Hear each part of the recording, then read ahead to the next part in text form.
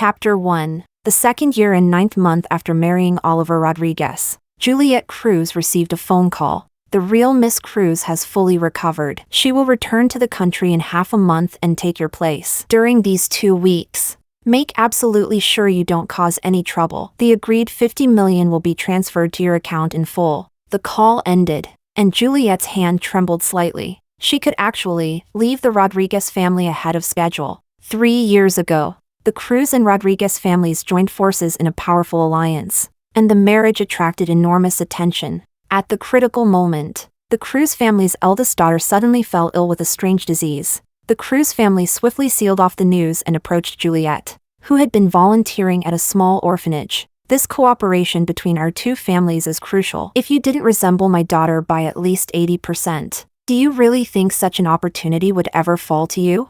Mrs. Cruz let out a cold laugh. Her eyes filled with disdain as she looked down on her. A 3-year contract. When the time is up, take the money and get lost. Even if Juliette didn't want to step into this muddy water, she had no choice. On the eve of the wedding, she stayed up all night memorizing Oliver's likes and dislikes until she knew them by heart. After the marriage, she devoted herself wholeheartedly to pleasing Oliver and maintaining the relationship between the two families. Knowing that Oliver often got so busy he forgot to eat, Juliette personally selected the freshest ingredients and studied different cuisines in the kitchen every day, delivering meals to him herself. Knowing that Oliver frequently had social engagements, she would stand outside in the cold wind for hours in advance, just so she could be the first to bring him home. Everyone said she loved Oliver deeply. Oliver heard those words, but on the surface, he remained distant and cold, until the appearance of Laura, the so-called charity angel.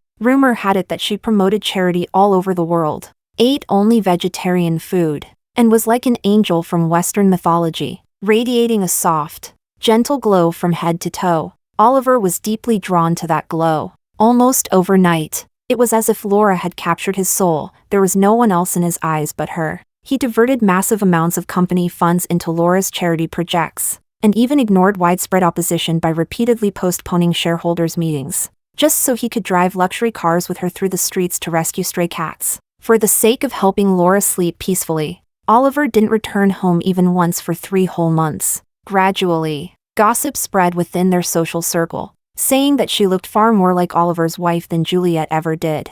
But Juliette didn't care at all. She only wanted to endure these last 2 weeks, take the money, and leave to pursue her own new life. No sooner had the call from the Cruz family ended than another call came through. Juliette paused, then still tapped to answer. Bring a late-night meal to the company. Cook it yourself. Oliver issued the order out of habit, his voice carrying a trace of indifference. Juliette gripped a thermometer showing 40 degrees Celsius, forcing herself to stay upright. But we're out of ingredients at home. How about I buy from your favorite place? If there aren't enough, then go buy them. Oliver cut her off coldly, his tone leaving no room for argument. Laura's stomach is delicate. She can't eat food from outside. The moment she heard Laura's name, Juliette understood everything. Whenever it concerned her, Oliver never hesitated, and there was never any room for discussion. All right. Juliette said nothing more and agreed immediately. After having the ingredients delivered, she spent another 2 hours carefully cooking before finally preparing food that satisfied Laura. The maid beside her couldn't help but speak up for Juliette. Sigh, what kind of husband makes his sick wife cook a late-night meal for another woman in the middle of the night? Madam, don't you feel wronged? Juliette paused while packing the food, then smiled and shook her head. Compared to the freedom and money that were about to come, none of this really mattered. The late autumn night wind was especially cold, coupled with her fever. Juliette deliberately put on an extra coat before heading out, urged on by Oliver. She reached the company as quickly as possible, but she hadn't expected. The moment Juliette Cruz opened the door, panting, a basin of cold water was splashed straight at her. With a loud splash, the icy liquid poured down her front, seeping into her collar and making her whole body shudder from the cold. I'm so sorry, Miss Cruz. I didn't know you were standing right outside the door. Laura said she was sorry, but there wasn't a trace of apology in her eyes. Juliette had just wiped the cold water off her face when Oliver's icy voice came from inside. That's enough. What are you standing there for? Come in. She clenched her teeth and walked straight in. Oliver opened the food container, gently took out the dishes, and carefully fed them to Laura, bite by bite. The tenderness in his eyes was almost enough to melt into water. Laura smiled shyly. Her cheeks flushed as she looked at him. Juliet stood there like a puppet, expressionless, water still dripping from her clothes. She watched Laura finish the food bit by bit, while the damp fabric on her own body seemed to grow colder and colder. Just as she packed up the container and prepared to leave, Oliver suddenly spoke. "Wait, I'll have my assistant take you to change into some dry clothes." Juliet stopped in her tracks. "And while you're at it, go to the pharmacy and buy a few boxes of cold medicine for Laura. I'm worried she's wearing too little and might catch a chill." Hearing that, the corners of Juliet's lips curled into a fleeting, self-mocking smile. How could Oliver possibly care about her? It was nothing more than a momentary handout. Chapter 2. After Laura finished taking her cold medicine, Oliver Rodriguez brought her back to the Rodriguez residence, along with Juliet. Juliet got out of the car and walked toward the front gate with heavy, exhausted steps, thinking she could finally get a decent night's sleep. Oliver, however, merely moved his finger. A tall, burly bodyguard instantly stepped forward and blocked the entrance. "Laura ran away tonight after arguing with her family. If we don't take her in, she'll have nowhere to go." Juliet nodded slightly, indicating she had no objections, yet the bodyguard still stood firmly in place, showing no intention of moving aside. She lifted her head in mild confusion, only to meet Oliver's chilling gaze. "Tonight, you'll sleep in the courtyard." Juliet sobered up instantly, freezing where she stood. "Oliver, it's fine. Let Miss Cruz stay inside. She is your wife." After all, Laura clung to Oliver's arm, hurriedly offering a few words of insincere persuasion. "Wife? She's not worthy." Oliver let out a cold snort, contempt flickering in his eyes. "I've said it before, this was nothing more than a business marriage. The only one I truly care about is you." As he said this, his eyes remained fixed on Laura. He didn't spare Juliet even the slightest glance. Juliet subconsciously clenched her fists, her nails digging deep into her palms. The smile on her face could no longer be maintained, but remembering the warning from the Cruz family, she could only close her eyes and take a deep breath. Silently, she reminded herself that before leaving, she absolutely could not cause any trouble. "All right." Juliet lowered her eyes and nodded obediently. After the two of them went inside, she found a relatively clean spot in the courtyard and lay down. Drowsiness surged over her, and she eventually fell into a deep sleep. In the middle of the night, heavy rain suddenly began to pour from the sky. Rainwater quickly soaked through her clothes, the chill seeping deep into her bones. Juliet was jolted awake at once. A loud crash of thunder echoed overhead. She shuddered in fright and instinctively looked up. She vaguely saw the reflection of a second-floor room. Oliver was carefully comforting Laura, who had been frightened by the thunder, forming a stark contrast with the miserable Juliet below. Early the next morning, with a loud bang, Oliver kicked the door open and found Juliet in the courtyard, shivering from the cold. "Was it you who sent those bedsheets over last night and caused Laura to have an allergic reaction?" She forced herself to sit up and shook her head. "I didn't have anyone send any bedsheets, and I don't know what she's allergic to." "Stop lying!" Oliver grabbed her wrists tightly, his face darkening completely. "You handle everything in this house. How could it not have been you who sent them? So all that indifference before was just an act? You were waiting for me to lower my guard so you could seize this chance to go after Laura, weren't you?" "It really wasn't me," Juliet tried desperately to explain, but Oliver waved his hand, ordering people to forcibly bring her to the dining table. "Someone, force these 10 glasses of milk down her throat." Not a single drop left. Juliet's face instantly turned deathly pale. She was severely allergic to milk. Just a single sip would cause her entire body to break out in rashes. Let alone this much. She struggled to stand up, but 2 servants pinned her firmly to the chair. Glass after glass of milk was poured into her mouth. A burning pain surged through her throat, so intense she could barely breathe. After all 10 glasses were finished, Juliet collapsed weakly on the table, the pain racking her body and leaving her unable to move. Oliver's icy voice suddenly rang out beside her ear. "I've already said it, right now. The only one I love is Laura. I hope you remember that and don't delude yourself into thinking I could ever have even the slightest feelings for you." Juliet struggled to open her swollen eyes,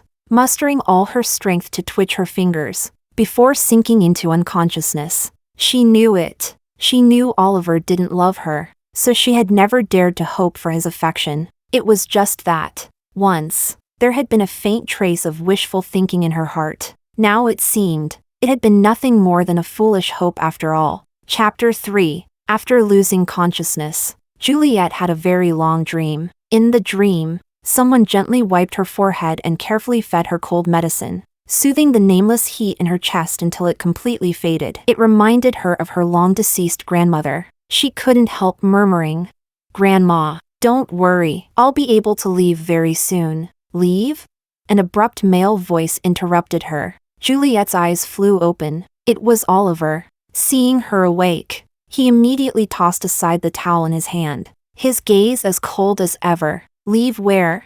His sharp eyes locked onto her. She forced herself to stay calm and explained, "I dreamed about when I was often hospitalized as a child." "I meant leaving the hospital." Oliver looked at her suspiciously but didn't dwell on it. He tossed over a medical report. "The doctor says there's nothing serious wrong with you." Then he took out another item, an invitation. "Laura said she felt bad seeing you get soaked in the rain all night, so she's inviting you to attend the charity auction she's hosting." Juliet lowered her eyes, thinking of the Cruz family's warning. She nodded obediently. It was fine. There were only 7 days left before she could leave. After changing into her evening gown, Juliet went downstairs alone and saw Oliver seriously discussing details with his assistant. She walked a little closer and finally heard what they were talking about. It turned out that, to surprise Laura, he had gone to great lengths to plan a grand fireworks display. Sensing Juliet's approach, Oliver instructed the assistant to leave first, then shot her a cold glance. "Let's go."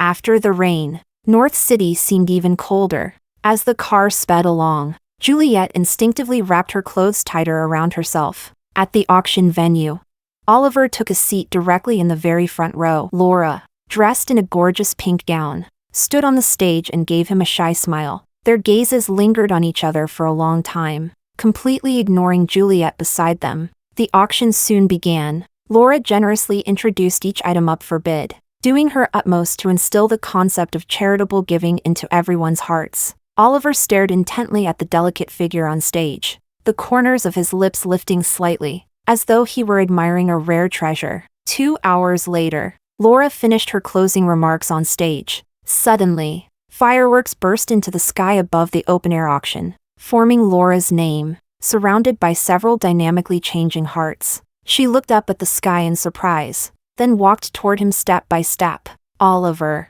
thank you for preparing this surprise for me. I really love it." Oliver tightly held Laura's hand and gently wiped away the tears at the corner of her eyes. "As long as you like it, everything I've done is worth it." With that, the two embraced tightly, accepting the blessings of everyone present. Laura is so lucky to have such a handsome, wealthy husband who loves her so much, someone in the crowd shouted. Oliver shook his head and looked straight into Laura's eyes as he replied earnestly, "I'm the lucky one." The crowd immediately erupted into even louder cheers. Laura lowered her head shyly, but her gaze unexpectedly caught Juliet in the corner, her expression subtly changing. "Oliver, Miss Cruz is still here. You shouldn't say things like that. If she hears it, she might be unhappy." Hearing this, Oliver's dark eyes instantly turned cold. "Why should I care about her?"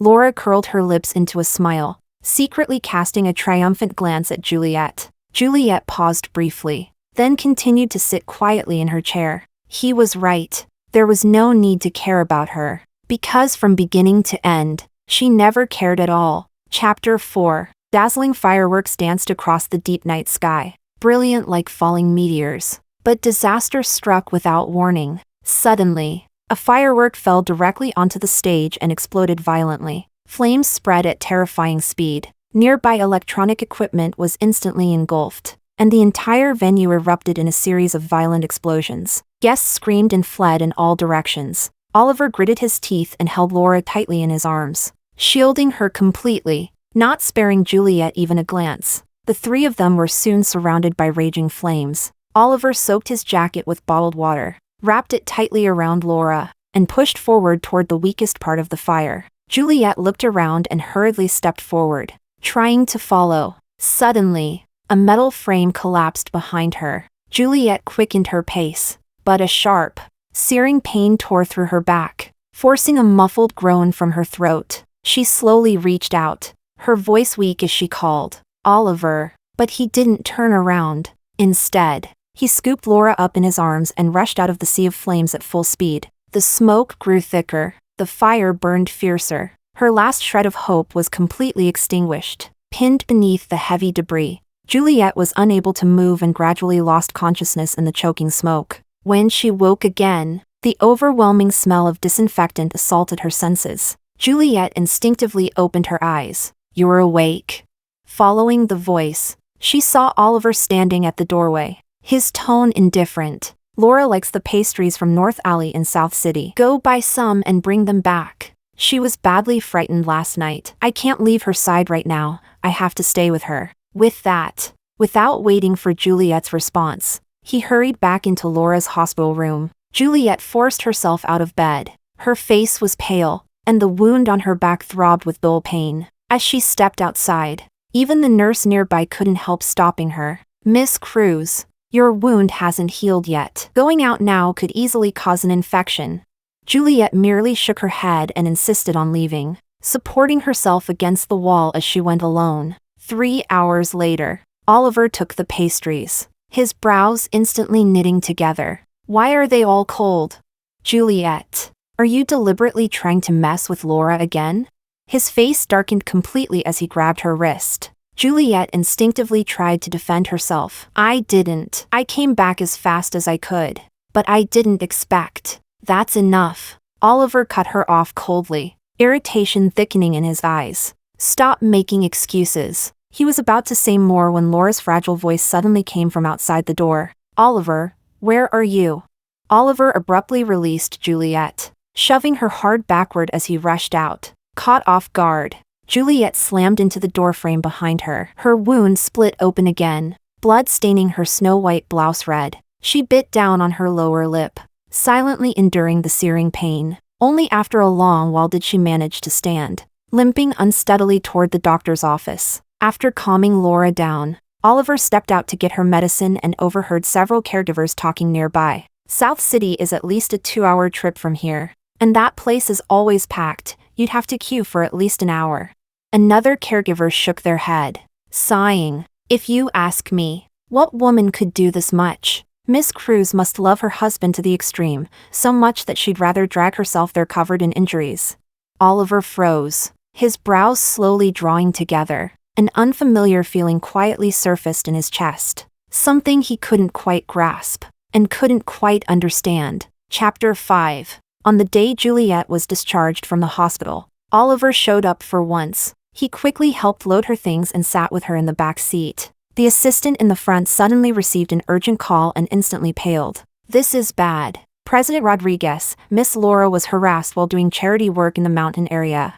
Oliver's gaze turned icy, his expression darkening instantly. "Go to the mountains." Just 3 words, yet they carried a chilling weight. The assistant didn't dare say another word. Flustered, he started the car, but fumbled several times in a row. Oliver finally lost his patience. "Get out. I'll drive myself." Oliver had always been calm and self-controlled. In more than 2 years of marriage, this was the first time Juliet had ever seen him this anxious. Sure enough, Laura was different to him. The roar of the engine tore through the silence. Scenery on both sides of the road flashed past the windows as Oliver stared straight ahead, the speed climbing higher and higher. No one knew how much time passed before a piercing screech of brakes rang out. Juliet clutched her seatbelt tightly and turned to look outside. Laura was surrounded by several shifty-eyed villagers, shrinking in the middle, trembling. What are you doing?" "I came here out of kindness to bring you food."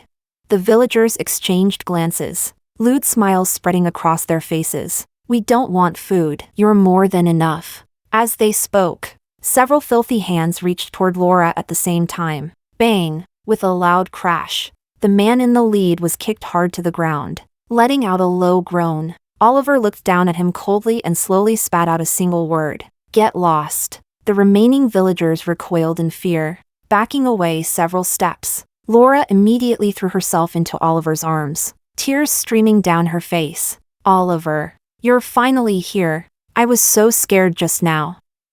I thought I wouldn't live to see you again. Oliver hurriedly patted her back, his movements gentle. It's okay. It's okay. I won't ever leave you alone again. With that, he took Laura by the hand and walked toward the car by the roadside. They moved quickly, completely forgetting about Juliet behind them. Juliet had just lifted her foot to follow when she was suddenly blocked. Stop right there. You're with them, aren't you? The leader had already climbed back to his feet, his face twisted with anger. Since she's gone, you'll take her place.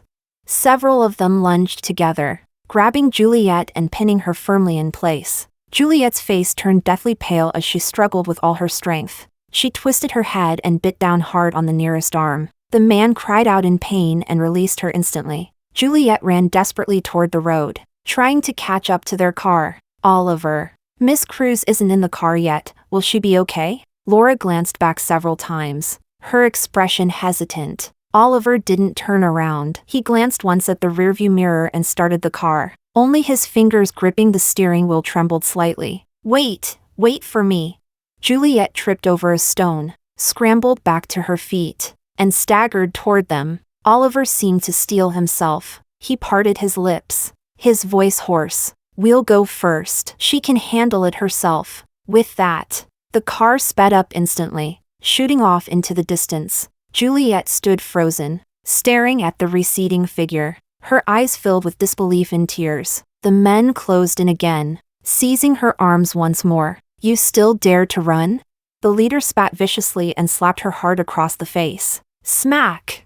Juliet finally snapped back to reality. She struggled even harder, panic surging violently. In the chaos, someone shoved her hard, completely unprepared. She fell backward, hitting the back of her head against a solid rock. A sharp pain exploded at the back of her skull. Blood gradually soaked through her clothes. Her fingertips turned cold, and even breathing became difficult. Amid cries of alarm, the men fled in a panic. Her vision blurred, and Juliet completely lost consciousness. When she woke again, she found herself in a hospital. Seeing her awake, Oliver Rodriguez's assistant bowed repeatedly to her. The doctor says you have a mild concussion and nothing serious. President Rodriguez needs to stay home with Miss Laura, so he won't be coming. Juliet nodded calmly. Compared to Laura, what did her safety even matter? Thankfully, there were only 5 days left before she could leave the Rodriguez family. She would never have to endure this kind of pain again. After a while, the assistant returned to the ward, carrying many gifts. Juliet glanced at them briefly. All expensive, high-end supplements. These are gifts President Rodriguez prepared for you. He hopes you'll keep quiet about what happened in the mountain area, especially that nothing about Miss Laura's experience there reaches anyone else. Juliet understood instantly. A bitter smile curved her lips. After all these years of marriage, Oliver had never given her a single gift. Now, the first time he did so was to protect Laura's reputation, to buy her silence. At this moment, Juliet felt nothing but relief. Relief that she didn't love him at all. After being discharged again, Juliet instinctively didn't want to go home right away. Or rather, go back to that cage. She wandered alone through the streets, almost greedily breathing in the fresh air. Walking into a shopping mall, she suddenly stopped in front of a jewelry counter. She saw a ring of breathtaking beauty. It looked remarkably like a piece designed by someone she once knew. Juliet stared at the ring, tears welling up instantly in her eyes as she drifted into a daze. What are you doing here? A familiar male voice from behind shattered her thoughts. Chapter 6. Turning around, she saw Oliver standing in front of the counter, casting a probing look her way. The tears in Juliet's eyes hadn't fully faded yet. But the moment she saw him, her expression turned cold. She had just started to explain when Oliver cut her off. You followed me? Oliver looked at Juliet with a complicated expression, somehow arriving at that conclusion on his own. He truly hadn't expected it. Her body had only just recovered. No, it hadn't even fully recovered yet, and she was already so eager to come looking for him. Coupled with the lingering tears in her eyes, Oliver felt an inexplicable softening in his heart. Did she really like him that much, so much that she needed to see him at all times? Unfortunately, the only one he loved now was Laura. Between him and Juliet, it was never meant to be. Oliver awkwardly turned his head away and picked up the neatly packaged jewelry on the counter. His gaze happened to fall on Juliet's bare, empty neckline, and he hesitated before speaking. These pieces were all custom-made for Laura. If you need something, I could also. No need. Juliet turned her head aside and replied softly. Oliver paused, assuming she was sulking, and was about to say more, but she had already turned and walked straight away, heading across the street as if something terrifying were chasing her. Watch out! A black car sped past. Oliver rushed forward, grabbed Juliet's wrist, and yanked her back. The car brushed past the hem of her clothes, dangerously close, but ultimately a narrow escape. Juliet lost her footing and fell straight into his arms. Warmth spread instantly. Oliver lowered his head, her faintly scented hair right within reach. Both of them froze for a moment. Oliver, you too. Suddenly, a shocked cry rang out not far away. Laura stood there, eyes wide in disbelief as she stared at them, her face pale. Oliver snapped back to his senses and shoved Juliet away at once. He hurriedly straightened his clothes and explained. Laura, it was just an accident. The situation was urgent. I just pulled her back instinctively. Laura slowly shook her head, clearly unconvinced. Her eyes reddened as she swayed unsteadily. Oliver, there's no need to explain. You asked Miss Cruz to come here on purpose, didn't you? It seems I'm the one who's intruding. With that, Laura covered her face and turned away. Oliver hurried after her, never once looking back at Juliet. That night, several text messages from unfamiliar numbers popped up on Juliet's phone. She opened them. They were photos, Oliver holding Laura in his arms, his face full of concern, with expensive gifts piled beside them as if money were no object. Right after that, another message came through. Are you free? Come out and talk. Juliet remained silent for a few seconds, then decided to go out anyway. By the quiet lakeside late at night. I know what you want to say, but I can guarantee you, it was an accident. If you don't believe me, you can check the surveillance footage. Juliet spoke first. Laura let out a scoff, her face full of disdain. Juliet, stop pretending. We're both women. Don't think I don't know what you're really thinking. If you didn't like Oliver at all, why would you have married him without hesitation in the first place? Faced with her relentless questioning, Juliet could only sigh. Believe it or not. With that, she turned away helplessly, wanting to leave, but Laura seemed enraged by her indifferent attitude and grabbed Juliet fiercely. You're not going anywhere. Explain yourself properly. Amid the pushing and pulling, the two of them unknowingly drew closer and closer to the edge of the lake. Suddenly, Juliet's foot slipped, with a loud splash. Icy cold lake water engulfed her in an instant. Laura screamed in fright and fell to the ground. Juliet struggled desperately in the water. She vaguely heard chaotic noises around her as her consciousness slowly faded. When she woke again, a familiar figure rushed toward her at full speed. Chapter 7. Oliver's eyes were bloodshot, fine red veins spreading across them as he stared fixedly at her face. Juliet had just opened her mouth when his words cut her off abruptly. Juliet, you must clarify this immediately. Last night, you fell into the lake on your own. Right now, everyone online is attacking Laura. They all think she pushed you. Think so? Juliet sneered inwardly. Laura did push her. Why should she clarify anything? What's more, once she clarified it, Laura would instead become the victim. When that happened, the Cruz family would inevitably be dragged into the public backlash, and it might even affect their plans. I refuse. Juliet's voice was soft, but unwavering. Oliver suddenly grabbed her wrist, the force so great it felt as if he were about to crush her bones. Juliet, I'm not negotiating with you. You have to clarify this. His gaze was icy, his voice laced with undisguised threat. As soon as the words fell, Laura rushed in. Last night, it was Miss Cruz who asked me to meet her by the lake. She said a few things, then suddenly started accusing me of being fake and hypocritical. And then I really couldn't take it anymore. So we argued, but my hand never even touched Miss Cruz. She slipped and fell in on her own. She spoke with absolute certainty. Juliet hurriedly reached for the phone beside her and turned it on, only to realize that the text messages had already been deleted. Her heart sank completely. So, they had planned this all along. As long as you're willing to clarify, you can ask for any compensation afterward. Oliver's voice grew even heavier. Impossible. The words escaped Juliet's lips without hesitation. The man's brows drew together sharply. He pressed his lips into a thin line, a storm slowly brewing in his eyes. He stood up abruptly. Someone, fill the swimming pool with ice, then throw her in. Several black-clad bodyguards filed in at once, lifting the thinly dressed Juliet and dragging her outside. Bang! With a heavy splash, she was thrown mercilessly into the water. Icy water pierced through her clothes, flooding her mouth and nose, bringing with it a suffocating wave of terror. Juliet instinctively thrashed in the water, struggling to surface, but she couldn't stop herself from sinking farther and farther away from the surface. Early the next morning, Juliet was woken by the cold. Her entire body was submerged in water, completely numb. Suddenly, noise came from the edge of the pool as the bodyguards added even more ice. 3 days later, Juliet's entire body was frozen purple and blue. She trembled uncontrollably, her consciousness hazy. I'm willing to clarify.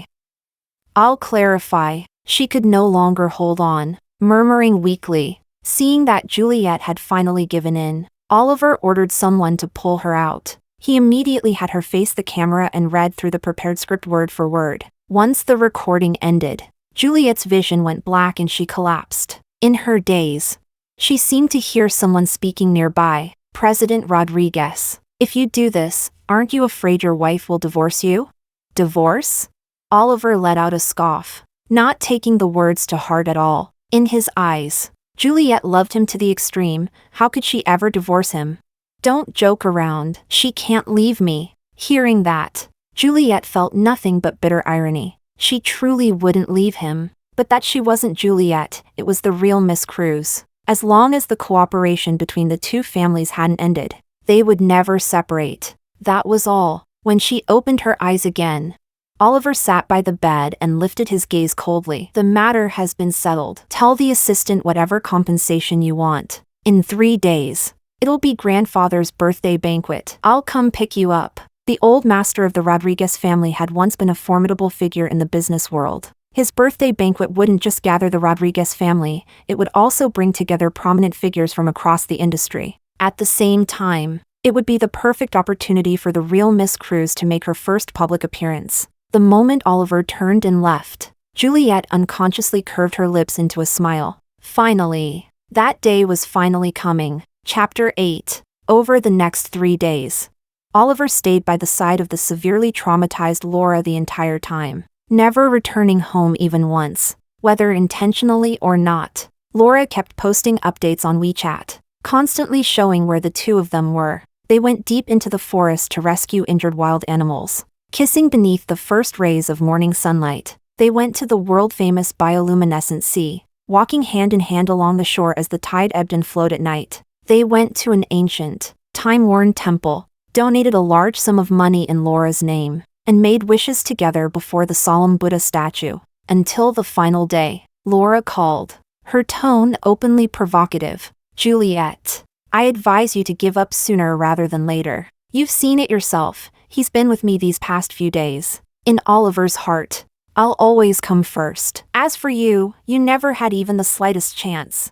Hearing that, Juliet inexplicably curved her lips into a smile. Laura didn't know that Juliet had never needed any chance to begin with, because before tomorrow night, she would completely leave the Rodriguez family, and leave Oliver for good. Juliet remained silent, finding it pointless to continue. Laura soon hung up. Not long after, someone from the Cruz family arrived to deliver a message. You should count yourself lucky that what happened a few days ago didn't affect us. Otherwise, you wouldn't get a single cent. Madame Cruz's arrogant words still echoed in her ears. The money has already been transferred to your account. This is your flight ticket for tomorrow at 2 in the afternoon. Don't be late. Juliet nodded, lowered her eyes, and waited for them to leave. That evening, when she saw the balance in her account, she couldn't help but smile sincerely. For the first time in a long while, this sum of money was enough to fulfill all of Juliet's dreams. She finally, could live the life she wanted.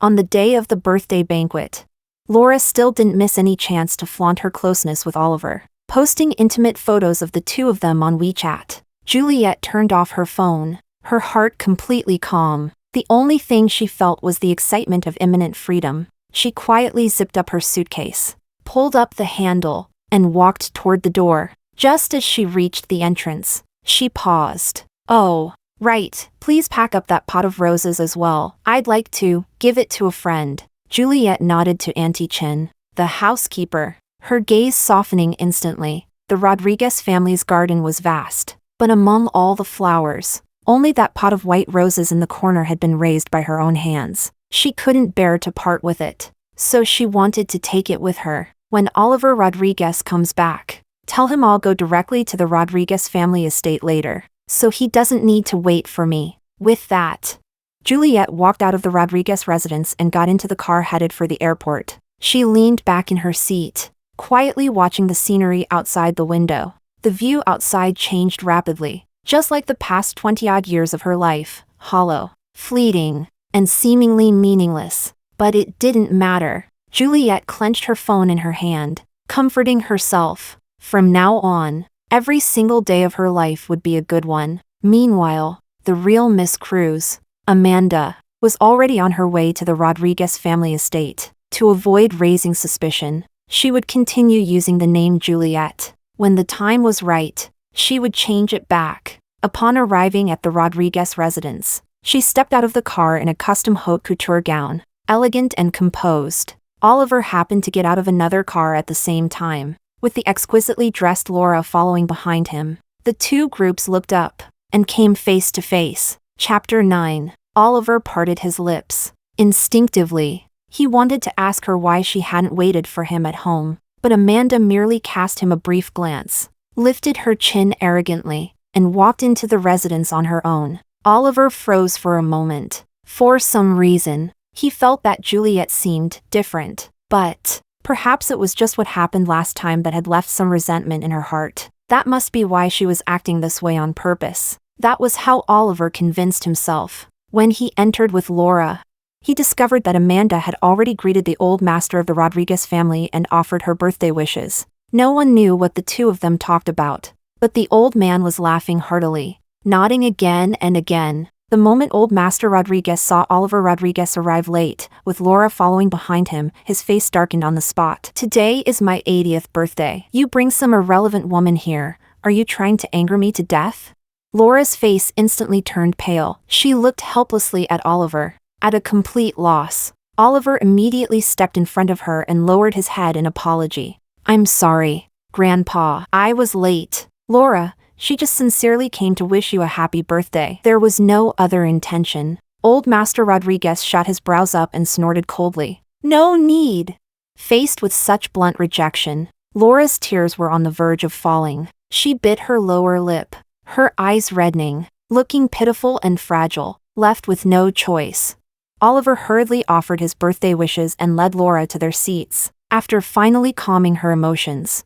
Some time later, Oliver lifted his head and saw Amanda mingling effortlessly among the guests, conversing with ease. He couldn't help feeling surprised. For more than 2 years, she had stayed at home most of the time, barely knowing anyone in the business world, let alone understanding all its hidden twists and turns. Yet now, as she chatted and socialized, how could she look so practiced? Oliver stared at her intently, even drifting off in thought. Seeing this, Laura tugged at his sleeve in dissatisfaction and asked knowingly, "Oliver, what are you looking at?" Only then did he snap back to his senses. He cleared his throat, his gaze flickering. "Nothing. I was just spacing out." Amanda spoke with grace and poise, elegant yet radiant. She formed a stark contrast to Laura, who could only hide behind Oliver. The guests began whispering among themselves. What on earth is the Rodriguez heir thinking? He has such a beautiful, dazzling wife, yet he won't cherish her, insisting on keeping such an unpresentable woman on the side. Who knows? Maybe rich people just have unusual tastes. If I were him, I'd want to keep Miss Cruz at home every single day. I'd never act like him, running around outside all the time. "Hey, keep it down. Don't let anyone hear you." Hearing this, Oliver slowly lifted his gaze, his eyes flickering. No one knew what he was thinking. Laura, meanwhile, clenched her teeth quietly, jealousy filling her eyes. Why? Oliver clearly favored her, so why were they still praising Juliet instead? Suddenly, something seemed to occur to her. She symbolically ate a few bites, then stood up and excused herself, saying she needed some fresh air. Not long after, "This is bad. Laura is missing." The assistant rushed over to Oliver and whispered something urgently in his ear. Oliver's expression changed instantly. He strode straight toward Amanda. He grabbed her wrist tightly, his gaze dark and chilling, a faint, barely visible flame hidden within. "Laura has been kidnapped. Her life and death are unknown." Amanda froze, utterly baffled, and struggled hard. "What does that have to do with me?" Oliver held her firmly, his voice low and cold. "Someone saw it with their own eyes. Your people took Laura away. You have to come with me to find her." Chapter 10. Let go. Oliver. In front of everyone. "Do you have any respect left for the Cruz family? For the old master at all?"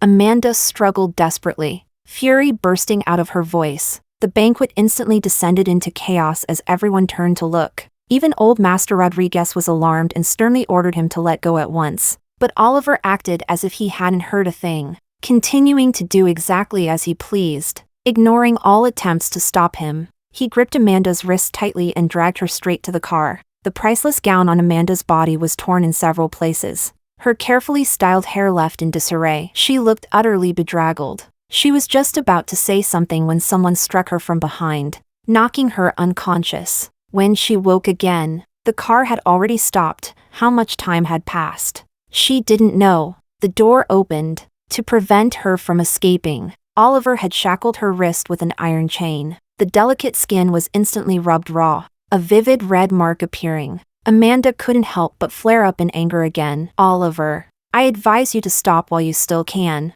She was, after all, the Cruz family's eldest daughter. How dare he treat her like this? Oliver ignored her completely. Instead, he pulled the other end of the chain and dragged her forward without the slightest dignity, straight toward the kidnappers. "Oliver, save me!" Laura was there, tears clinging to her lashes, her body trembling, her voice shaking, pitiful and fragile. A masked man held her hostage, revealing only a pair of vicious, cold eyes. "Don't come any closer." The man lowered his voice, tightening his grip on the dagger. The sharp blade pressed against that fragile artery. Laura froze instantly, even her sobbing stopping mid-breath. Oliver turned and shot Amanda a fierce glare, then looked back at Laura. He deliberately softened his tone. "Laura, don't be afraid.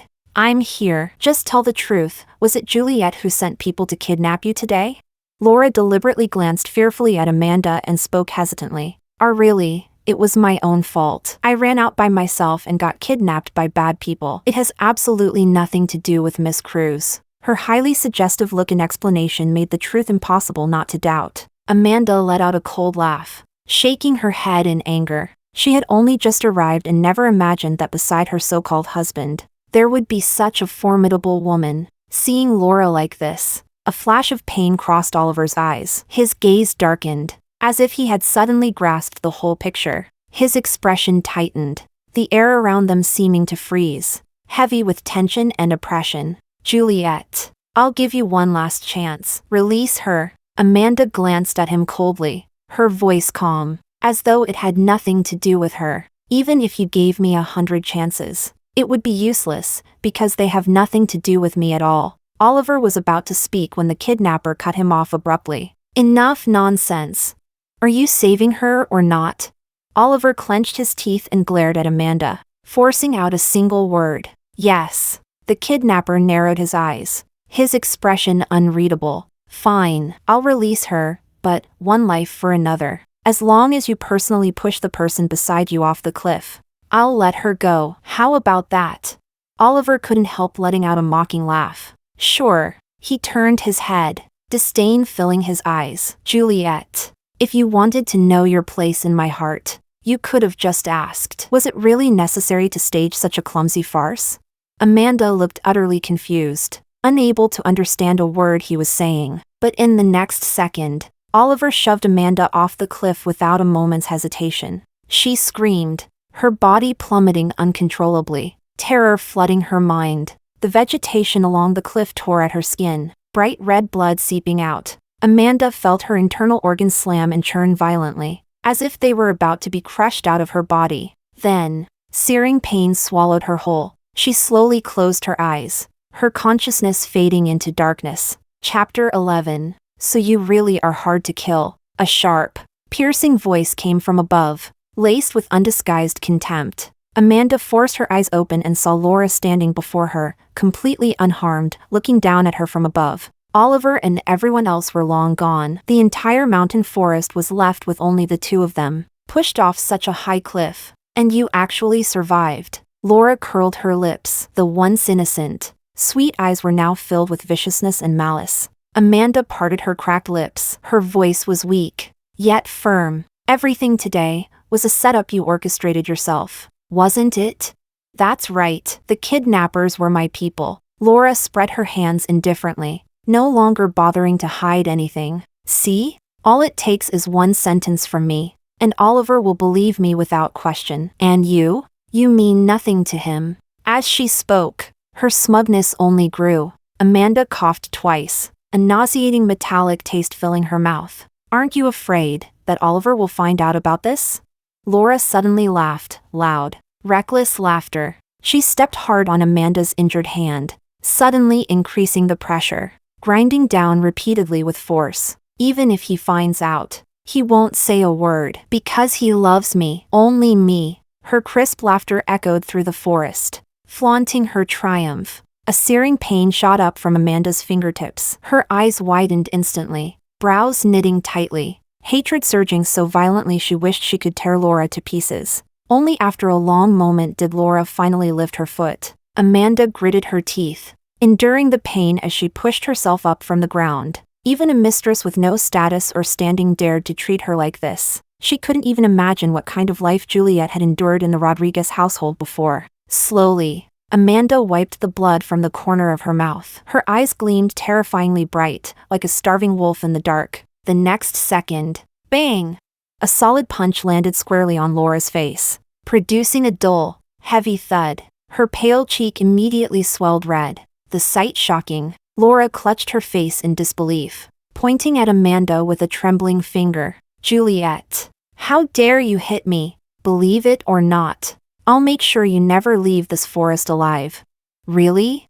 Amanda curved her lips into a cold smile, her gaze still dangerously calm. She had just used the last bit of battery on her phone to send a message to the Cruz family. A helicopter would be dispatched to pick her up soon. Then I think, the one who won't be leaving is you. The moment the words fell, Amanda lunged forward, punching Laura again and again, her fists slamming into the face Laura took such pride in. After her body recovered, she had refused to keep suffering through illness and pain, voluntarily training in kickboxing and combat. Dealing with an unarmed Laura was effortless. Punches fell like rain. Laura had no power to fight back at all. Ah, ah.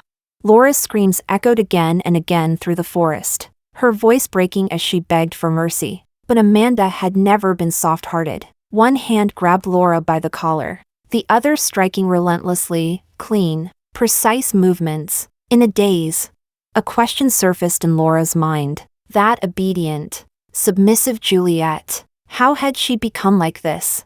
Before, no matter how Oliver treated her, she never complained, silently enduring everything. But this time, how was this even possible? A few minutes later, help! Laura's face was battered and bruised. She opened her mouth, her voice so faint it was barely audible. Amanda raised her fist again, ready to continue, when she was suddenly interrupted. Stop! Chapter 12. Oliver rushed over, panting, and blocked Laura just in time, his face ashen. Did you do this to Laura? Laura instantly lunged forward, clutching tightly at his sleeve, breaking down as she cried. It was her.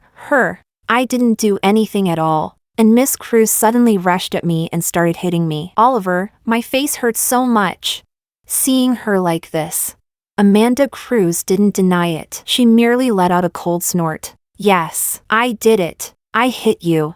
As she spoke, she shot Laura a vicious look, frightening her into stumbling backward and hastily hiding behind Oliver. Juliet. Laura was worried about your safety and came looking for you out of kindness. Don't you think you've gone too far?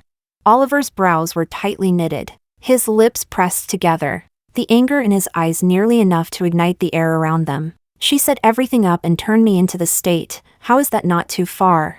Amanda's gaze darkened. She met his eyes head-on, fearless. I know I misunderstood you about what happened today, but how could you frame Laura like this? I know her. She would never do something like that. Oliver's expression was cold and resolute. As though utterly convinced, Amanda let out a mocking laugh, as if she had just heard the biggest joke imaginable. Just because you don't believe it doesn't mean it didn't happen, and just because you're blind doesn't mean everyone else is. At those words, Oliver froze for a brief moment. Juliet had never spoken to him in this tone before, never lashed back at him so mercilessly. How had she become like this? Seeing that he wasn't speaking, Amanda went straight past him, intent on leaving. Before the helicopter arrived, she had no desire to stay with the two of them for even a second longer. Oliver snapped back to his senses and immediately blocked her path. No, you can't leave. And why not? Amanda turned back, her sharp gaze stabbing into him painfully. Oliver's expression shifted. After a long pause, he spoke haltingly. You hit Laura. This can't just be let go. Amanda's face darkened, impatience flooding her eyes. Move, or I'll tell everyone that this so-called charity angel is nothing more than a homewrecker, a mistress who destroys other people's families. And you too, Oliver. Do you really think no one knows the things you've done? Oliver grabbed her wrist hard, gritting his teeth. You know when to stop. The sudden tug yanked painfully at the wound on Amanda's arm. She hissed as the jagged gash split open again, blood spilling out once more. Oliver looked at her coldly, not a trace of pity in his eyes. Stop pretending, Juliet. No matter how badly injured you pretend to be, I won't have even the slightest feelings for you. I've said it before, I only love Laura. Hearing that, Amanda almost rolled her eyes out of reflex. Did he really think that everything she did was meant to attract his attention? She had no interest in, and no desire to, compete with Laura for his affection. The only thing Amanda wanted was the title of Mrs. Rodriguez and the endless interest flowing to the Cruz family. WHRRR. The roar of a helicopter sounded overhead. Amanda finally let out a breath of relief. She cast them one last cold glance, pressed a hand to her wound, and climbed up the ladder with swift, decisive movements. After she left, Laura's eyes reddened again. Her long lashes trembled like fragile cicada wings, as if she had suffered a great injustice. Oliver, look at my injuries. You have to give me justice, she cried as she threw herself into his arms, whining and complaining just like before. But for some reason, as Oliver looked at the swelling on her face, he felt no pity at all. Instead, her crying sounded strangely irritating. He responded perfunctorily, his thoughts still stuck on Juliet's shocking transformation. Why exactly was that? It was as if, overnight, she had become an entirely different person. Chapter 13. A few days later, at the shopping mall. I'm sorry, Miss Laura. This limited edition bag was the last one. It was just purchased by this lady. How about taking a look at something else? The manager bent slightly, speaking carefully with a troubled expression. Laura curled her lips, a determined glint flashing in her eyes. No, I want this one. I'll pay 3 times the price. Tell her to hand it over, now. Amanda let out a soft laugh, rolled her eyes disdainfully, and replied with effortless ease. I'll pay 10 times. Laura's face flushed red with anger. After a long pause, she ground her teeth and forced out, I'll pay 15 times. To her surprise, Amanda laughed even harder, looking at her as if she were a clown jumping around on stage. Laura, someone like you actually thinks you're qualified to compete with the Cruz family in terms of money? That sentence completely set her off. Laura clenched her fingers tightly, her nails digging deep into her flesh, yet she felt no pain at all. I'll pay 20 times. She stared fixedly at Amanda, a triumphant smile on her lips, her eyes filled only with obsession over winning. How strange, Amanda said, feigning surprise as she looked around. This is such a big mall. How come I'm hearing dogs barking? Her gaze finally settled on Laura's face. Oh, it's you, Laura. Sorry, so it was you talking just now. I thought. She left the rest unsaid. Casting a meaningful look, the surrounding staff lowered their heads, yet couldn't help stifling laughter. Laura frowned deeply, fists clenched, her heaving chest barely containing the raging fury inside her. She cleared her throat, each word squeezed out through gritted teeth. No matter how much she bids, I'll offer double her price. So now, the bag should be mine, right?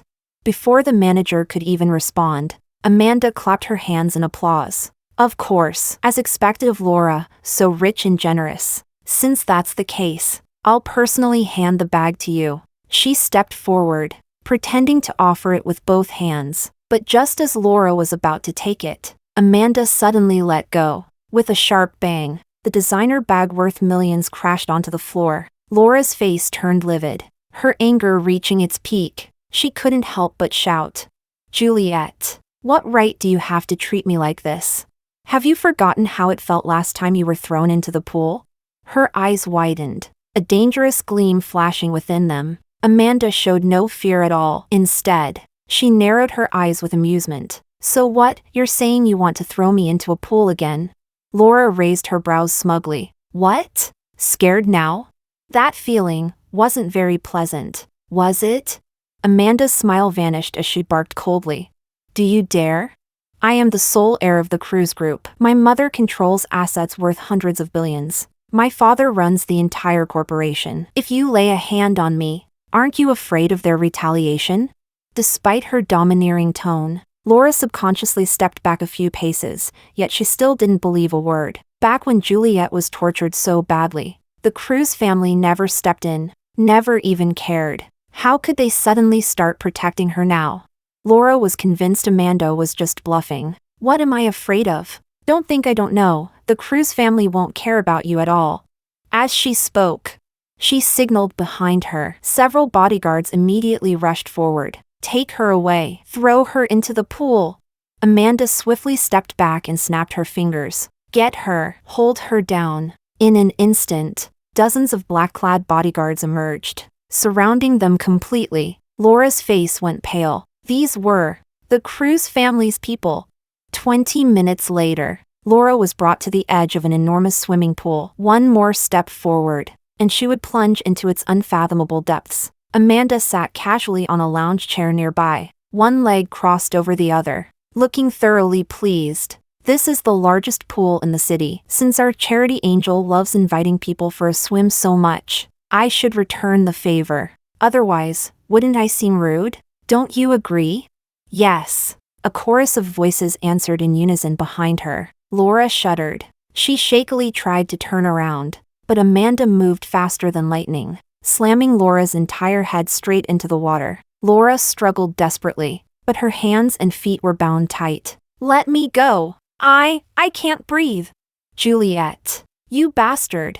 This went on for dozens of rounds. When Laura was finally dragged back up, tears streamed uncontrollably from her eyes. Her makeup was completely ruined, her appearance utterly wretched. "Laura!" A shout rang out nearby. Chapter 14. "Laura, are you all right?" Oliver rushed over and hurriedly untied the layers of rope binding Laura's body. He had received the news early and rushed over as fast as he could, but he was still a step too late. Laura could no longer hold herself together. She threw herself straight into Oliver's arms and broke down in tears. "Juliet. Juliet tried to drown me. She's getting revenge on you for throwing her into the pool last time. She wanted to vent all her anger on me." Her body trembled slightly as she leaned weakly against him, tears welling in her eyes. Amanda rolled her eyes without the slightest courtesy. She was the one who came looking for trouble. "I merely returned the favor in kind." Oliver's expression turned cold, his thin lips pressing into a straight line. "Even if Laura really did say a few harsh words, you didn't have to try to kill her." Before he could finish, a casual voice cut in. "Then you're truly kind-hearted." "Unfortunately, I can't be." Amanda shot him a glance, gracefully lifted her newly purchased bag, and turned to leave under the escort of several bodyguards. Only after Oliver sent Laura home did she continue crying and complaining nonstop. "Oliver, She's gone completely out of control. I'm your woman. Yet she dared to bring people from the Cruz family and openly drag me there to torture me. Oliver, you have to teach her a lesson. You must give me an explanation. Laura spoke pitifully, lightly biting her lower lip. Her trembling voice carried vulnerability and grievance, her eyes brimming with tears. She had thought Oliver would be like before, immediately issuing orders to avenge her. But he didn't. He merely lowered his head, stayed silent for a long moment, then spoke softly. Laura, I still have ongoing cooperation with the Cruz family for now. This time, let it go. With that, Oliver stood up quickly and left her house without another word. Laura froze where she stood, staring blankly at his retreating figure. She knew the Rodriguez and Cruz families had always cooperated, but he had never said anything like this before. This time, he was clearly, deliberately siding with that little bitch Juliet. Once that thought settled, Laura's mind was instantly flooded with a vicious jealousy. She obsessively replayed everything that had happened over the past few days, comparing photos of Juliet from before and now again and again. Finally, she noticed something. Though the faces in the two sets of photos looked extremely similar, there were still some minute differences. Differences subtle enough to prove one thing: the former Juliet and the current Juliet were not the same person at all. Laura secretly slipped into Juliet's room and took a strand of her hair. She immediately had it sent to a testing center. Luckily, she had been cautious earlier and kept a copy of Juliet's DNA data from long ago. 2 days later, the testing center called. Based on the comparison of the 2 DNA samples, we can state with certainty these samples do not belong to the same person at all. The moment the words fell, a flash of excitement burst into Laura's eyes. The Cruz family had found someone to impersonate Juliet, meaning something must have happened to the real Juliet. If she could expose this fake Juliet, wouldn't that mean she had a chance to become the true mistress of the Rodriguez family? Thinking of this, Laura hastily gathered all the evidence and set off eagerly to find Oliver. Meanwhile, Oliver felt his thoughts in complete disarray these past few days. He sat quietly on the sofa, lost in thought. Suddenly, he overheard servants nearby whispering, "Madam hasn't been to the small garden for a long time. She talks about the stock market and figures all day now. I never heard her mention things like that before." Another nodded repeatedly in agreement. Exactly. She used to love napping in the afternoon sun, but last night, Madam suddenly asked me to replace all the curtains with blackout ones. She said she can't sleep with even a bit of light. Now that you mention it, that is strange. In that instant, something seemed to click in Oliver's mind. He strode quickly into the small garden and hurried to the farthest corner. But the flower that had once been placed there was gone, leaving behind only an inconspicuous empty spot. Oliver froze where he stood, memories from long ago surfacing. Juliet had always liked standing there, staring blankly at that rose bush. Later, he had asked the servants. Only then did he learn that the white rose had been planted by her own hands, from seed to sprout to bloom, nurtured little by her personally. To her, that flower had meant something very special. And now, that rose was gone. Did that mean Juliet had already left too? Chapter 15. The moment he became aware of that thought, an overwhelming fear surged through Oliver's heart. He rose to his feet in a daze, his body trembling slightly. Only then did he realize that so many things in the house had already changed. It wasn't just the potted roses. The faint gardenia scent that once lingered on the sofa had disappeared without him noticing. Even that plain, unremarkable bowl of millet porridge that used to appear every morning seemed to have been gone for a long time. The bedroom, the kitchen, the living room, there was no trace of her anywhere. Juliet was like a dream, completely erased from his world. What was terrifying was this. He had only just realized it now. At that moment, Laura rushed in head-on and blurted out in a panic, "Oliver, this Juliet is a fake. She's not Juliet at all. These are their DNA test reports. The results show that they only look alike. They're not the same person." After hearing this, Oliver keenly caught onto one detail. "How did you know all this? And why do you have Juliet's original DNA data?" Laura's face instantly turned deathly pale. She stammered for a long time but couldn't utter a single word. Seeing this, Oliver merely shot her a cold glance, grabbed his coat, and headed out. To the Cruz family, Laura was left standing there alone. her fingers slowly curling into a fist as hatred once again surfaced in her eyes. As soon as Oliver arrived downstairs at the company, he was stopped. "Sorry, sir, you can't go up without an appointment. Move." Oliver cast him a cold look, an intimidating aura radiating from his entire body. The man no longer dared to block him and awkwardly lowered his hand. Oliver shoved open the office door and saw Amanda sitting steadily behind the desk, unhurriedly flipping through the documents in front of her. She lifted her gaze, seemingly surprised. "Oliver? What are you doing here?" Oliver let out a cold laugh and walked straight up to her. His towering stance was overwhelmingly oppressive. "I remember, you never used to stay at the company at all. Your father never let you get involved in any of the Cruz family's business either. So why are you suddenly so skilled now? As if you've been doing this for a long time?" He deliberately dragged out the last words, his gaze growing darker. Amanda tightened her grip on the cup in her hand. Her fingers trembled slightly as a wave of guilt washed over her. She parted her lips faintly, her expression flustered, her voice low and weak. "Because you're not Juliet at all." Oliver cut her off mercilessly. He braced his long arms against the desk and advanced toward her step by step. "Say it. Who are you? Really?" Amanda took a deep breath and decided to stop hiding it. "That's right. My name is Amanda Cruz. I'm the real eldest daughter of the Cruz family." Hearing this, Oliver's mind fell into turmoil. Then what about her? Where's Juliet? Juliet? Amanda let out a scornful laugh, her expression full of disdain, before instantly returning to her former arrogance. "She's just an orphan who grew up in a welfare home. She was lucky enough to receive funding from our Cruz family, so she got to take the Cruz surname along with it." Oliver's expression darkened instantly. His ruthless eyes narrowed slightly, and he looked as if he had gone mad. "I don't care who the real Cruz heiress is. The only thing I care about is, where is the real Juliet? Where is she?" Amanda froze for a moment, then said flatly, "No idea. Getting paid to do a job, that's only natural. The agreement for the substitute bride was only for 3 years. Now that time is up. As for where she went afterward, we have no right to interfere, nor any interest in doing so." Oliver's face turned icy cold, his gaze still as dark as ink. "Don't think the substitute marriage can just be brushed aside like this.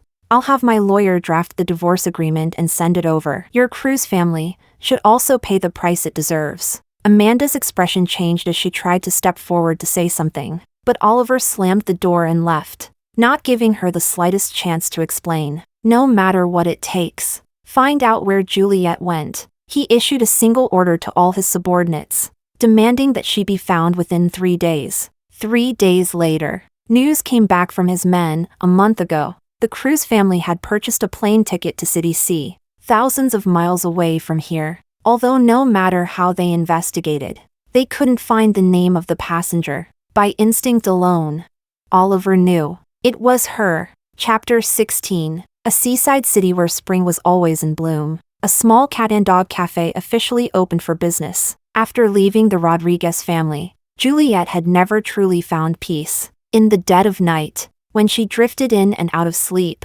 those painful scenes from the past would always surface in her mind. Each memory, one after another, clung to her like a nightmare, impossible to shake off no matter what she did. So, Juliet decided to completely abandon that identity and change her name. She renamed herself Fiona Nan. Nan was taken from her late mother's surname, and the meaning behind you in her name carried the idea of roaming freely through the skies, while also being a homophone for freedom. It symbolized that from now on, she would live just like her name, free to roam the world, no longer bound by anyone or anything. After moving all the items in the shop into place, Fiona wiped the sweat from her forehead and finally sat down to catch her breath. The shop had just opened, and there weren't many customers yet, so managing everything alone was just enough for her. She had only just sat down when a fluffy white Samoyed suddenly pounced on her, nuzzling into her arms and acting spoiled. Fiona couldn't help laughing. She stood up,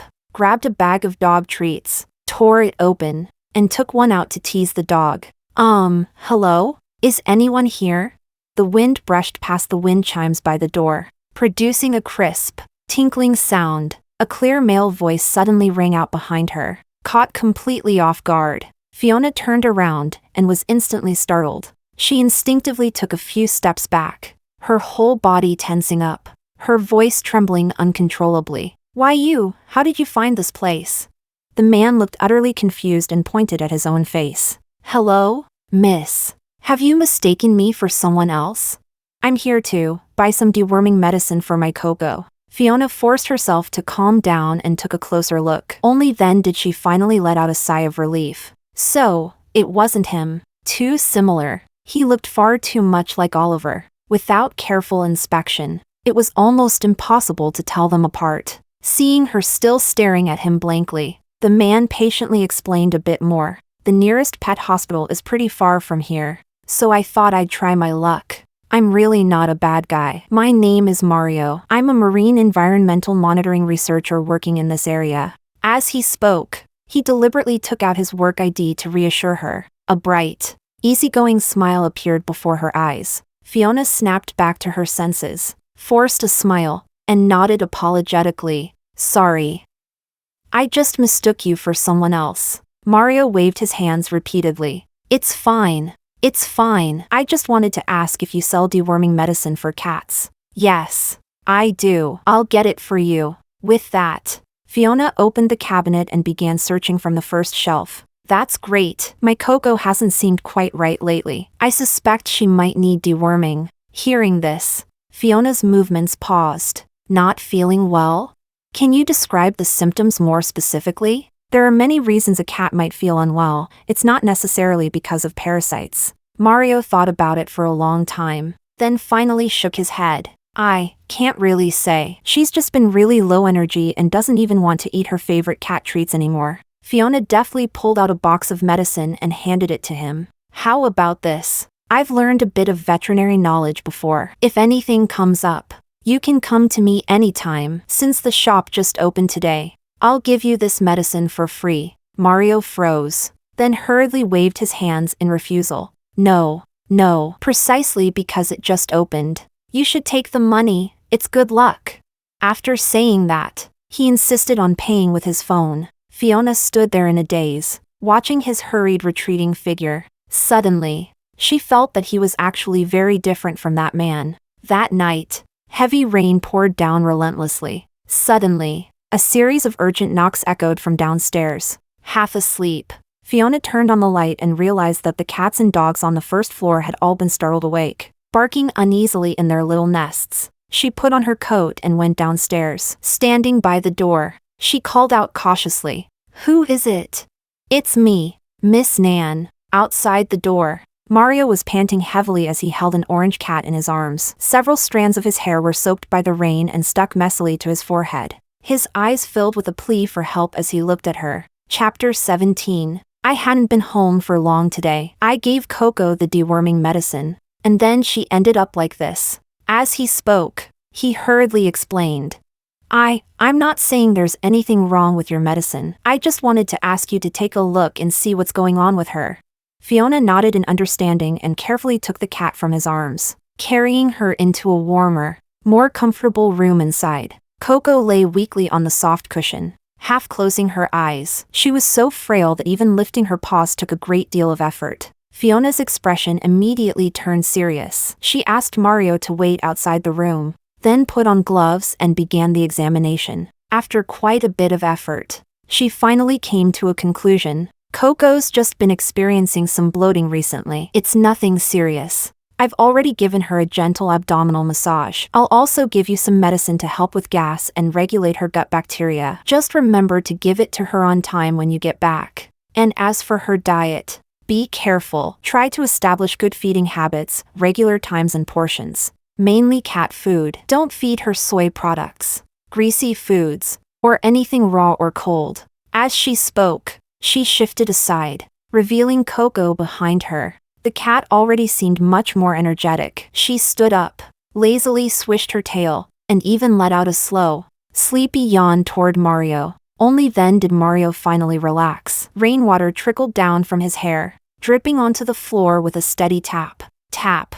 Thank you so much, Miss Nan. Without you, I really wouldn't have known what to do. How much is the consultation fee? I'll pay you right now. Fiona curved her lips slightly, a gentle smile on her face. No need. She's the very first patient I've seen here. According to our shop's opening promotion, there's no charge. Mario froze for a moment. This time, he didn't insist. After observing Coco's condition for a bit longer, he turned around and saw Fiona handing him a dry towel. Dry off. You got caught in the rain just now. It's easy to catch a cold. The moment Mario took the towel, their fingertips brushed by accident. The warmth instantly traveled from his fingers straight to his chest. His ears flushed red as he quickly pulled his hand back. Thank you. Fiona smiled faintly, her gaze falling on Coco, who had regained her energy after taking the medicine. Her eyes were warm and soft. From that day on, Mario began visiting the Cat and Dog Cafe often.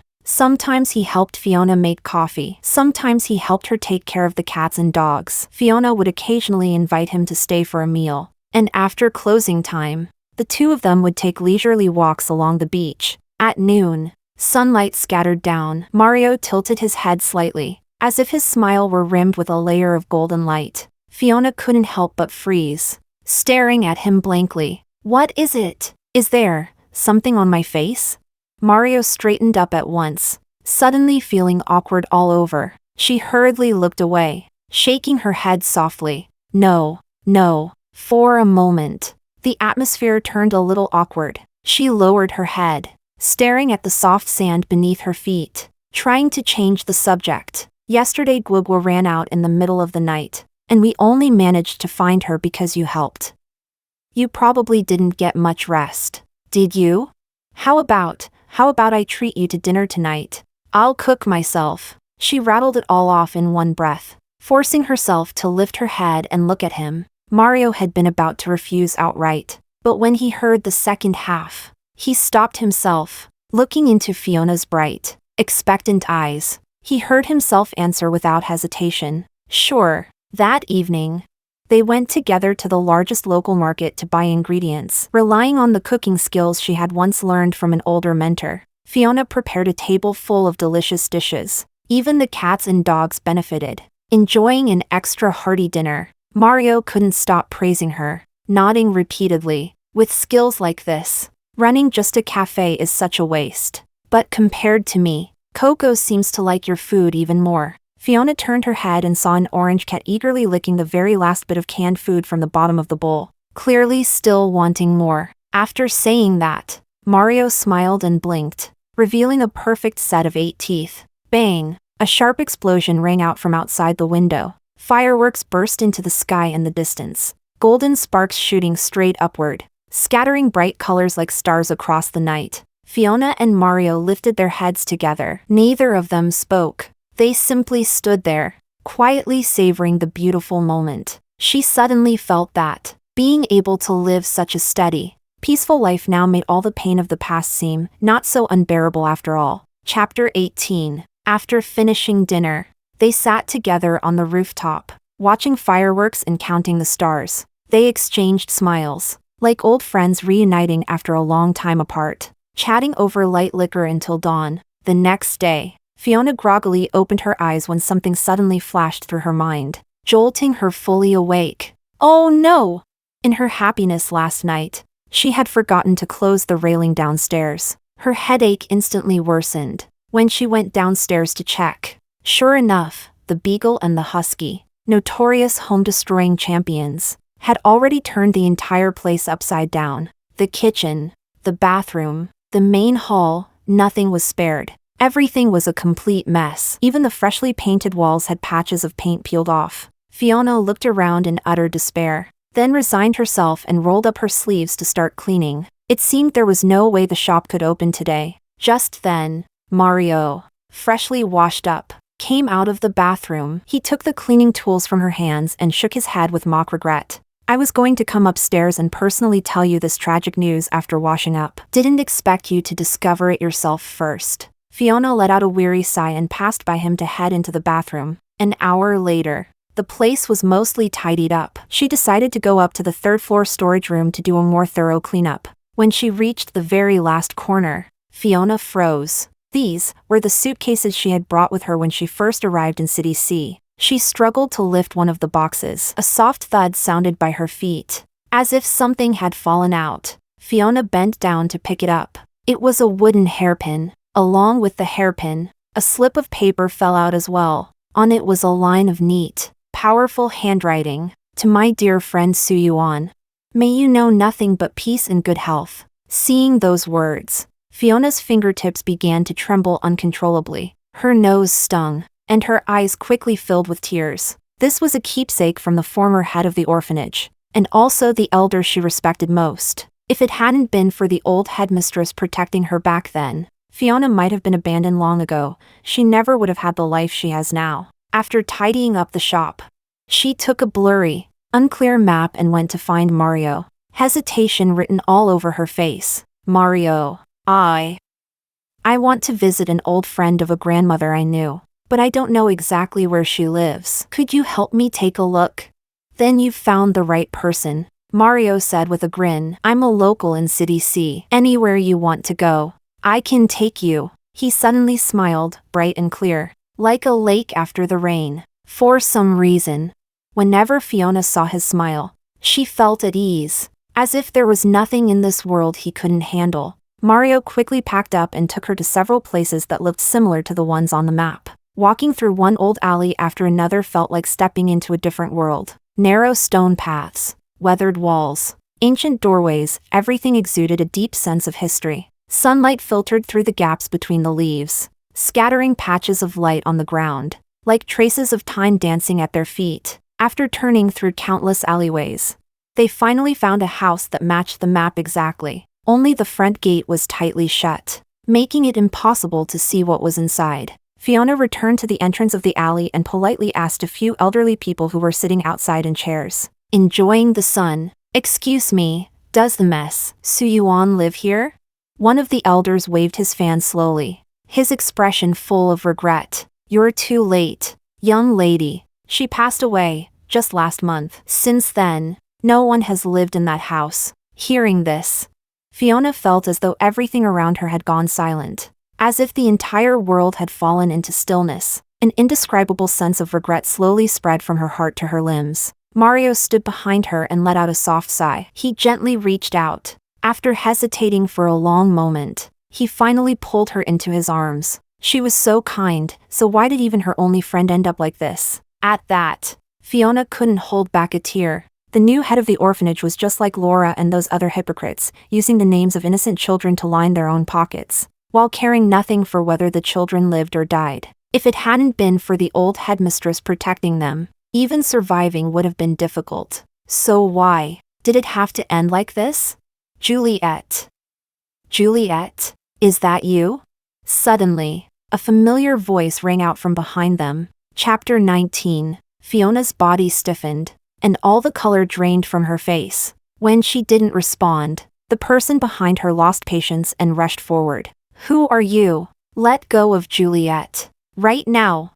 Seeing Fiona's reaction, Mario instinctively sensed that something was wrong. He immediately pulled her behind him, shielding her with his body. He straightened his back, and the warmth usually in his eyes sharpened into something cold and alert. And who are you? This has nothing to do with you. Oliver's gaze darkened, his voice low and dangerous. Her name is Juliet. I'm her husband. Sorry, you've got the wrong person. Fiona denied it at once. My name isn't Juliet. It's Fiona. Her expression was icy, as if she had truly never known him at all. Oliver was about to say more when his eyes suddenly fell on Mario standing beside her. A flash of surprise crossed his face, followed by sudden realization. Juliet, is this because you couldn't get my love, so you found someone who looks like me to comfort yourself?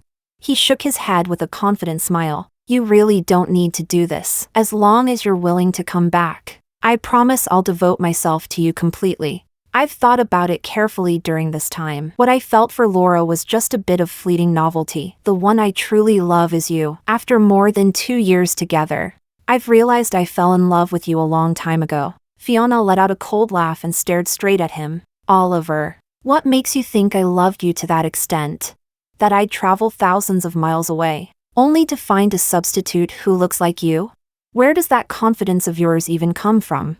The moment she spoke, Oliver felt as if her sharp words had pierced straight through his heart. Juliet had never spoken to him so harshly, not even when she was angry, which was rare to begin with. So this was what the real her was like. Oliver froze for a few seconds, then forced out a stiff smile. Juliet, we're husband and wife. You used to take care of me so attentively, wishing you could stay by my side every single moment. How could you possibly not love me?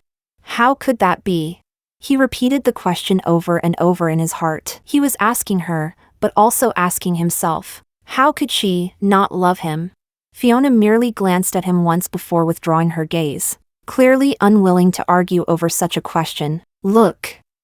Juliet. Look, this is proof. Oliver fumbled in his pockets for several minutes and actually pulled out a bright red marriage certificate. The photo on it was unmistakably Fiona. She lifted the corner of her lips into a cold smile. Her eyes locked onto the black printed name. Oliver. Look carefully. The name on the marriage certificate is Amanda, not me. Oliver's body stiffened as he stared at the certificate in disbelief. All this time, he had never once properly looked at the name on it. His expression shifted, and his voice grew much quieter with shame. Juliet, just come back with me. These days, I've been drowning in regret. I've spent every day blaming myself. I kept thinking, clearly the person who truly cared about me and looked after me was you all along. So why was I so blind? Why did I always choose to protect someone else?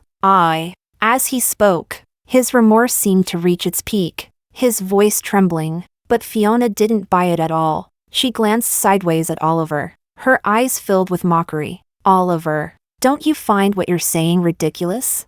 When Laura ran away from home, you made me sleep in the courtyard. When the charity gala caught fire, the first person you chose to save was her. You even abandoned me alone in the mountains, surrounded on all sides, just for her sake. And that's not even counting all the other things, there are too many to list. And now you're standing here, openly claiming you love me. Do you really have the nerve to say that?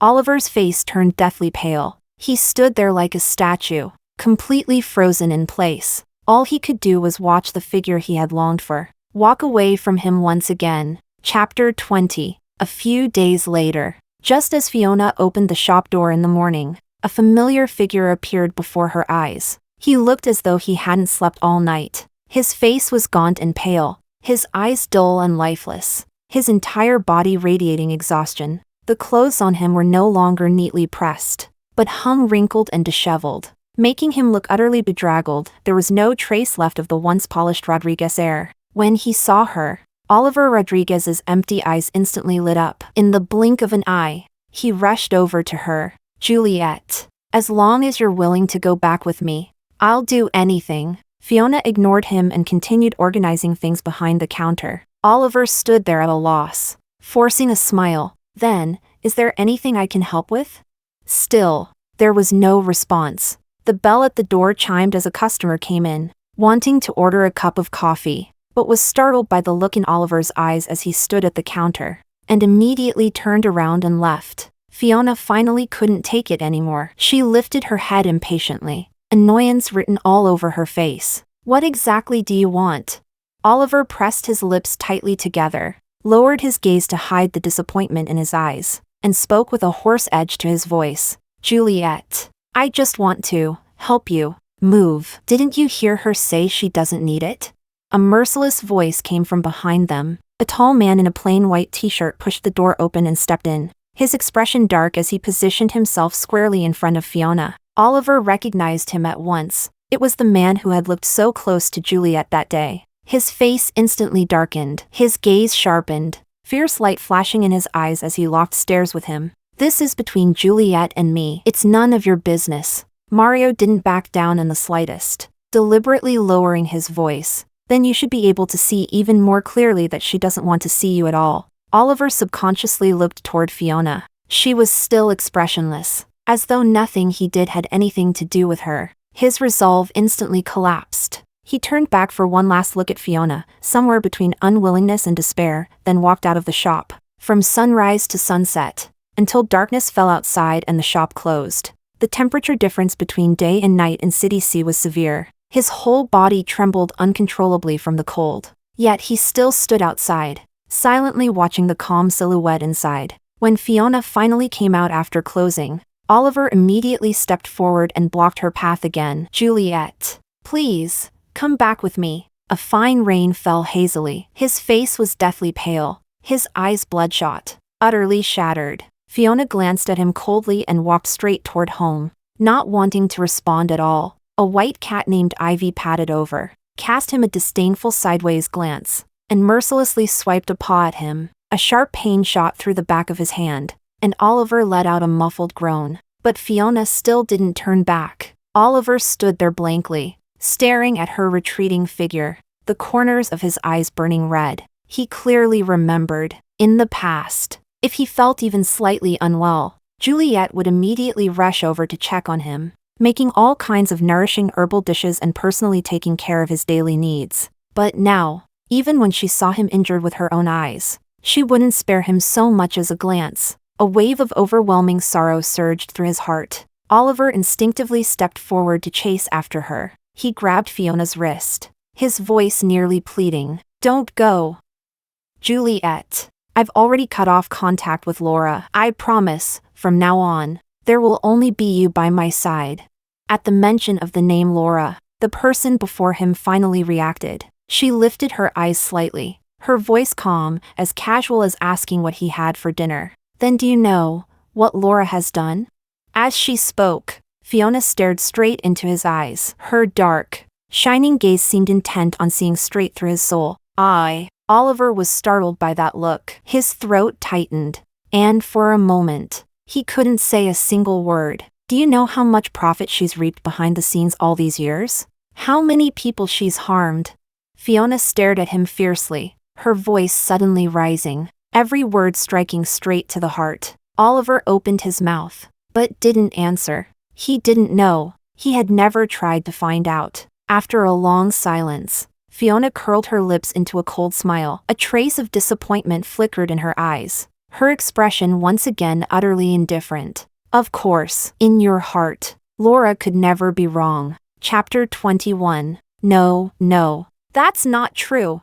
Only then did Oliver react, desperately trying to deny it. "Juliet, don't worry. I'll investigate right now. I'll definitely uncover everything Laura has done." Bang! Before he could finish, the door slammed shut, cutting his voice off completely. Oliver froze. He could only lower his voice and mutter to himself, "I'll find out everything Laura has done. Every single thing." Then he lowered his head and let out a lonely, bitter smile. So this was it. She didn't even have the patience to listen to him finish a single sentence anymore. Turning around, Oliver shakily took out his phone and dialed his assistant. His voice was clenched tight with fury. "Investigate everything Laura has done over the years. Every detail. The more thorough, the better." After hanging up, he rushed to the nearest airport at top speed, only to unexpectedly run into Laura there. "Oliver, I finally found you.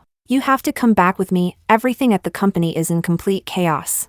As usual, Laura threw herself weakly into his arms, completely unaware that the way Oliver looked at her had already changed. Oliver's face was dark, his eyes filled with an unfamiliar emotion, like a black hole ready to swallow her whole. "Why are you here?"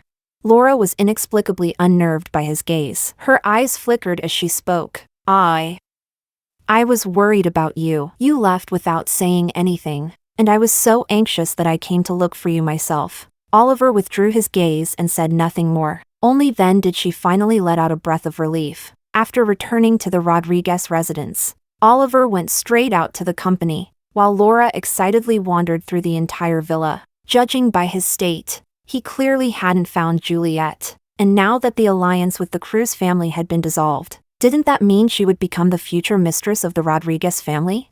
Thinking of this, she hummed happily to herself, freely rearranging and fiddling with all the decorations in the house. Meanwhile, in the office, the assistant handed over the investigation files while holding his breath, so nervous he barely dared to breathe.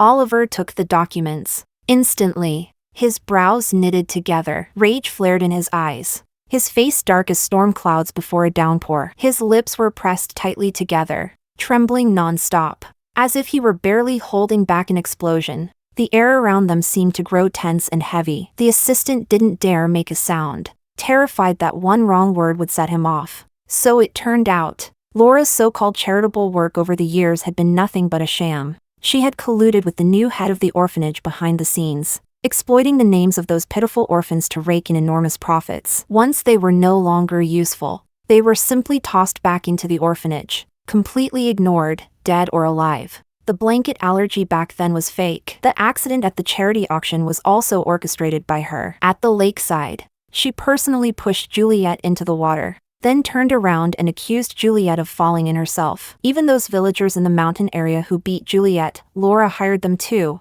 Laura had done so many cruel things to Juliet behind his back, and he had known nothing about it. Back to the Rodriguez house, Oliver clenched the files in his hand, his entire body trembling with rage. After getting out of the car, his steps were unbearably heavy. Every step carried an uncontrollable surge of fury, as if what he was stepping on wasn't the floor, but the fire burning in his heart. Oliver, you're back? Did you finish dealing with the company matters so quickly? Seeing him, Laura immediately hurried over, her neck and ears adorned with the jewelry Oliver had once given to Juliet. Smack! Oliver yanked the necklace off her neck and slapped her hard across the face. Laura, how dare you lie to me for so long? The force sent her crashing to the ground. Her right cheek instantly swelled red. Clutching her face, a surge of sheer terror rose in her eyes. Oliver, you know everything now? Chapter 22. I can explain. The money you gave me. I really didn't use it for charity, but... Shut up.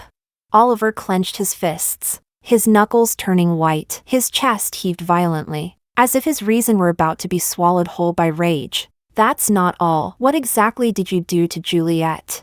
Laura froze. All the color drained from her face in an instant. Seeing her like this only fueled Oliver's fury. He raised his hand slightly. Take her away. Send her to the mountain area and keep her under watch. And fill the house with everything she's allergic to. The moment the words fell, Laura shook her head frantically. No, Oliver. You can't do this to me. Tears streamed down her face. This time, however, Oliver's expression remained icy, without the slightest hint of mercy. A few days later, after a long and grueling journey, Laura was so starved she had lost all strength. Filthy from head to toe, she lay in the back of the truck, her throat so hoarse she couldn't utter a single word. When the truck stopped, she was thrown into a pitch-black, dilapidated shack like a broken rag doll. The room was filled with dust and clutter. In the next second, piles of moldy items were dumped inside as well. The stench spread instantly, mold spores filling the air. Laura had been allergic to mold since childhood. The moment she inhaled the smell, she jerked upright in agony, clutching her neck, her face flushed red, her features twisting grotesquely. No, help. Someone save me. I was wrong, Oliver. I was wrong. Standing outside the window, Oliver watched coldly as she struggled in pain, then gradually lost consciousness. 3 days later, Laura finally woke up. When she opened her eyes again, she realized she was no longer in that shack. Joy surged through her heart. She thought Oliver had finally decided to spare her. She never imagined that this was only the beginning of the nightmare. A bucket of icy water was suddenly dumped over her head, making her shiver uncontrollably. Before she could even react, she was thrown straight into a frozen reservoir. Freezing water mixed with shards of ice seeped into her clothes, stabbing into her skin like countless needles, leaving behind nothing but searing pain. Laura opened her mouth in agony, trying to cry out for help, but no sound came. Oliver, you won't die well. She stared fixedly at Oliver on the shore. In the depths of utter despair, her consciousness slowly faded away. The next day, Oliver exposed all the evidence of Laura's collusion with the new head of the orphanage. Every crime they had committed was dragged into the light, laid bare for the public to judge. Overnight, Laura fell from a so-called angel of charity to a despised pariah. Shunned by all the houses and cars under her name were dug up and smashed to pieces. The remaining charitable funds were completely recovered. The orphanage director was thoroughly investigated, dismissed from office, and ultimately sentenced to life imprisonment. Those innocent children were finally rescued, receiving help and donations from countless kind-hearted people. At last, everything seemed to settle into place. Everyone, except Oliver. After doing all this, he felt no sense of relief. Instead, The weight in his heart only grew heavier. He suddenly realized the most hateful person was not Laura, nor anyone else. It was himself. But he had already exhausted every possible way. And yet, he still couldn't lessen the pain in his heart. Not even a little. Oliver sat alone beneath the streetlights at dusk. His shadow stretched long behind him as he stared blankly into the distance. A faint, bitter smile tugging at the corner of his lips. From this day forward, his world was left with nothing but himself, and the boundless night. Chapter 23. The morning dew had yet to fade. Mario was already busy working in the garden. Sunlight filtered through the gaps between the leaves, falling on his focused face, making him seem as if he were one with nature itself. "Look, your rose bush is growing better and better." He wiped the sweat from his forehead and jogged over to Fiona. Looking rather proud of himself, Fiona smiled gently and took out a piece of soft, sweet pastry from the basket. "Thanks so much for everything lately, Officer Sue," she teased lightly. "I didn't expect you to be so versatile. Even this is something you can do. I just made these pastries this morning. Try one." Mario instinctively lowered his head and took a bite from her hand. Warmth brushed against her fingertips, and Fiona froze on the spot. For a moment, their eyes met, and both saw something different, something unspoken, in each other's gaze. Mario smiled softly, and Fiona's heart was suddenly filled with a warm current. Even her breathing became careful, as if she were afraid to disturb this fleeting tenderness. "Fiona, actually, I like you." He stared straight into her eyes, conveying his most sincere feelings. Fiona snapped back to her senses, startled by his words. She quickly pulled her hand back and turned away. I still have things to do at the shop. I'll head back first." She stumbled through the sentence, then vanished like a startled rabbit. That night, after closing the shop, Fiona dragged her exhausted body home. Yet the scene from the morning kept replaying in her mind. All day long, she had tried to drown out those strange feelings and thoughts with non-stop work, but it hadn't helped at all. She locked the shop door and turned around, only to be startled by a figure suddenly appearing in front of her. "Mario, do you always walk without making any sound?"